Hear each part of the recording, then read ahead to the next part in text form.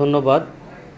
আমরা যখন খবর পাই যে আমাদের চান্দনা চৌরাস্তায় সাংবাদিক তুহিনকে দুর্বৃত্তরা কুপিয়ে হত্যা করেছে, সঙ্গে সঙ্গে আমরা এবং ঊর্ধ্বতন স্যাররা ওখানে আমরা যাই।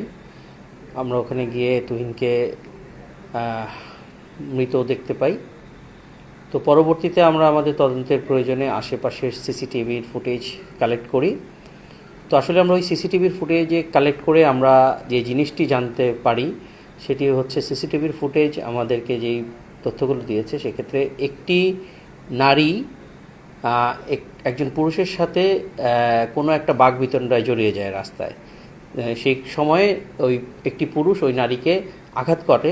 ওই আঘাতের সাথে সাথেই ওই নারীর পূর্ব থেকে পরিচিত 4-5 জন সশস্ত্র, দ্যাট মিনস হাতে চাপাতি সহ এসে ওই পুরুষ ব্যক্তিটিকে উপর্যুপরি আঘাত করে।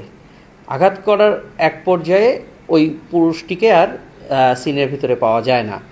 পরবর্তীতে আমরা খোঁজ নিয়ে জানতে পারি এই পুরুষটি আমাদের জয়দেবপুর সদর হাসপাতালে আছে। তার নাম বাদশা মিয়া। তার সাথে আমাদের পুলিশের কথা হয় এবং আমরা তার মাধ্যমে এবং স্থানীয় মাধ্যমেও জানতে পারি যে যে এই নারীকে ওই বাদশা মিয়া আহত করেছে এবং আহত করার কারণে ফলশ্রুতিতে যে 4-5 জন ছেলে এসে উপর্যুপরি বাদশা মিয়াকে খুব কোপালে, এই দৃশ্যটি ওই চৌরাস্তায় অবস্থিত সাংবাদিক তুহিন তার মোবাইলে ধারণ করে।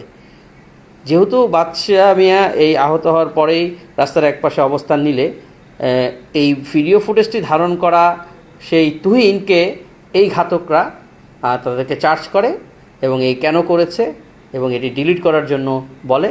এবং এরই এক পর্যায়ে যখন তুহিন ডিলিট করতে চায় না কিংবা ভিডিওর বিষয়টি অস্বীকার করতে চায়, তখনই তারা ওই অবস্থাতেই ক্ষিপ্ত হয়ে তাকে উপর্যুপরি আঘাত করে মেরে ফেলে।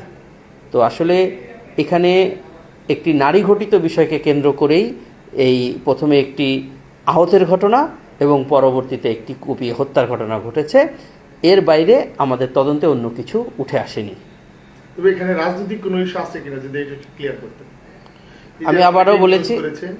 আমি আবারও বলেছি যে সিসিটিভির ফুটেজটি আছে, সেই সিসিটিভির ফুটেজটি ভালোভাবে পর্যবেক্ষণ করে আমরা প্রাথমিক যে তথ্যটি পেয়েছি যে একটি নারী ঘটিত বিষয়ের দ্বন্দ্বকে কেন্দ্র করে কিছু উচ্ছৃঙ্খল দুর্বৃত্ত যুবক প্রথমে বাদশা মিয়াকে উপর্যুপরি কুপিয়ে আহত করে।